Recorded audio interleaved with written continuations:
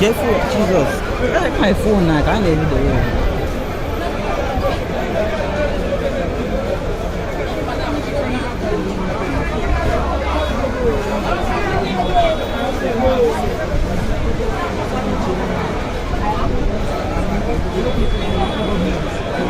Hello Biafrans, welcome to Magnetic TV. Good morning, good afternoon, good evening, depending on your time zone, location, and wherever you are watching us from. Today being the 19th day of August 2026, we, the team of Magnetic TV, is bringing this news live and direct to you.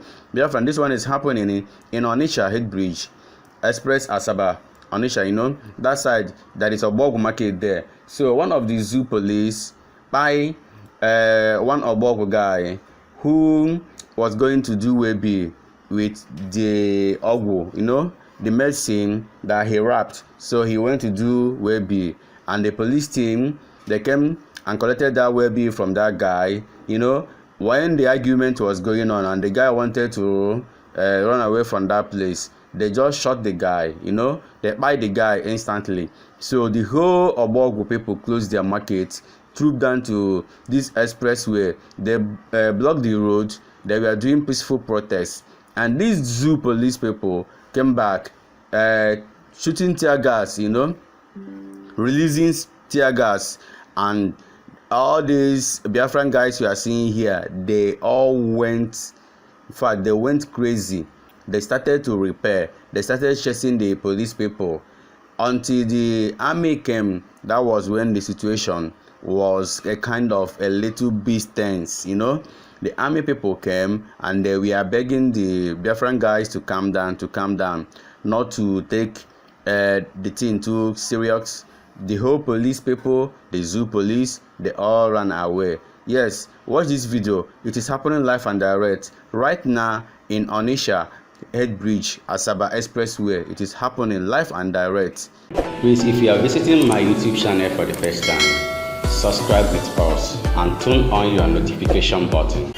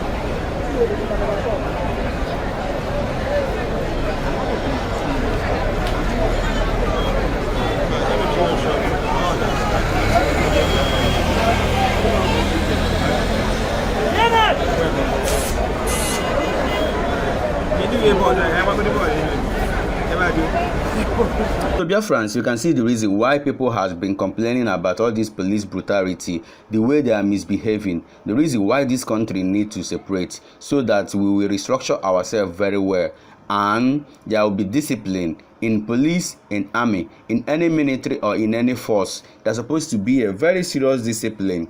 It is lack of discipline that is causing all this nonsense that is happening right now. You just buy somebody because the person did not commit any serious crime for you to buy the person. The person did not even steal. He did not even have any arms. He's not even trying to take your gun from you because you feel on top of the world that you have gun. You just buy the person, you know. But down there in the northern part where normal serious business is going on, you cannot even go there with that you are going to go and buy the Boko Haram or the bandit that is there. You cannot even do anything. But once you see a civilian that has no arm, that has no gun, nothing, you just misbehave, they show your power.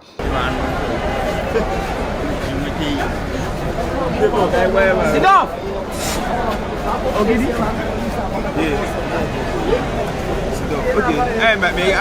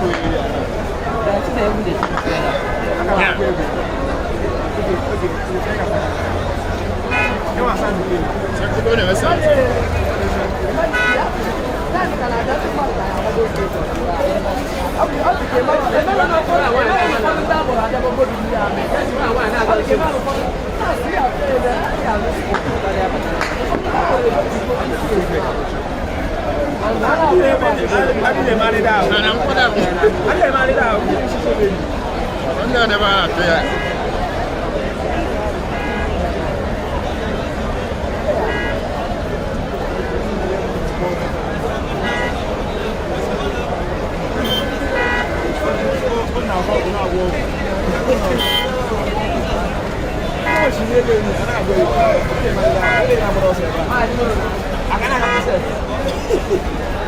forward.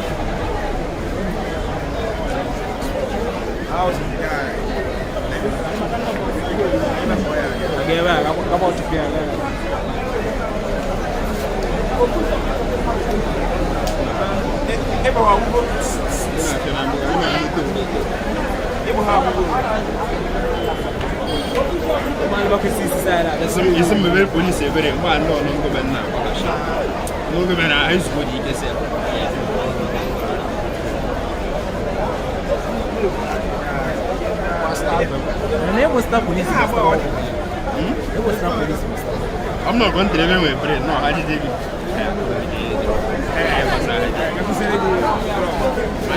Nigeria, we don't get it. We don't get it. You know, Nigeria,